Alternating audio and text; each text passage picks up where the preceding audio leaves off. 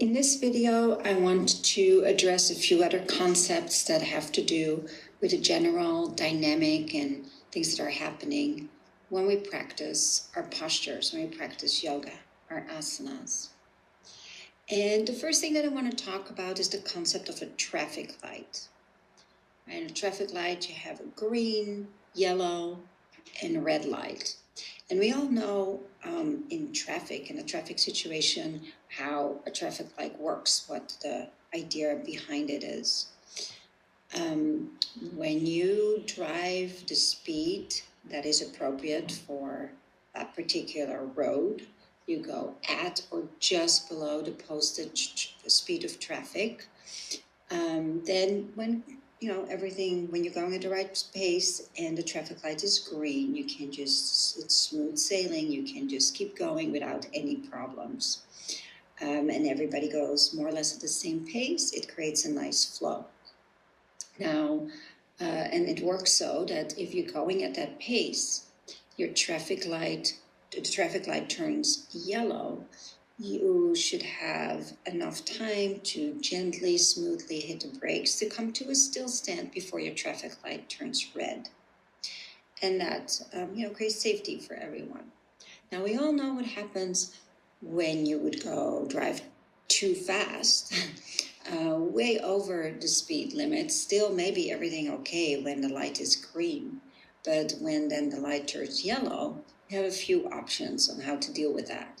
You can either slam the brakes and come to a really abrupt still stand that can cause a little bit of turbulence for yourself, also maybe if you have any passengers. And hopefully you'll make it to a still stand before it turns into red.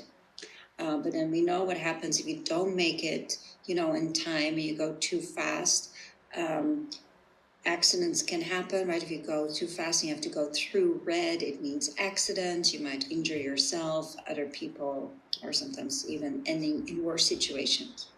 So there are also people who feel that they want to be on the safe side all the time and go way below speed limit so that they can avoid that kind of red light danger situation. So they're going way slower.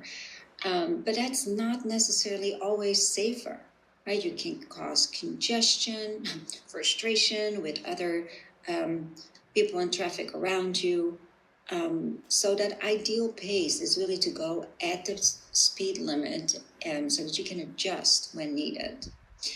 And that is the same in our practice. We can take this analogy to our yoga practice. And hopefully the majority of when we're moving in and out of the poses, we feel that we're in a green light. And it's smooth sailing. And that you can come to a still stand when it turns yellow, avoiding going into red. And what are we thinking of in red, right? The first thing that we usually think of is pain, injury, but it can also be things like hard to breathe, right? If you have to hold your breath or you're huffing and puffing too much.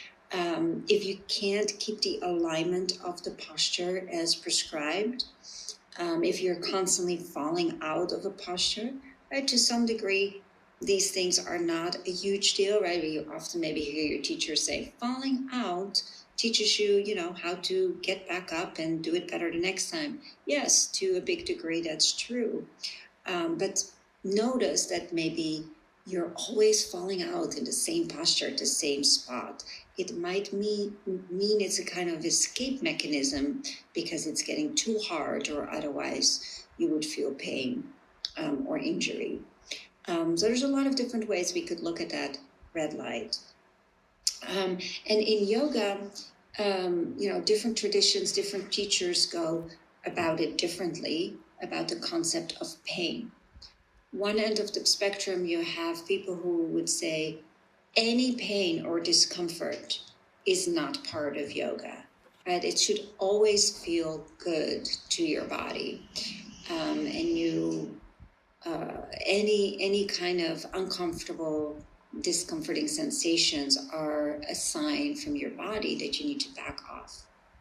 Now, all the way at the other end of the spectrum, we have the kind of language that is very common in the 26 and 2 Bikram style class, where we hear things like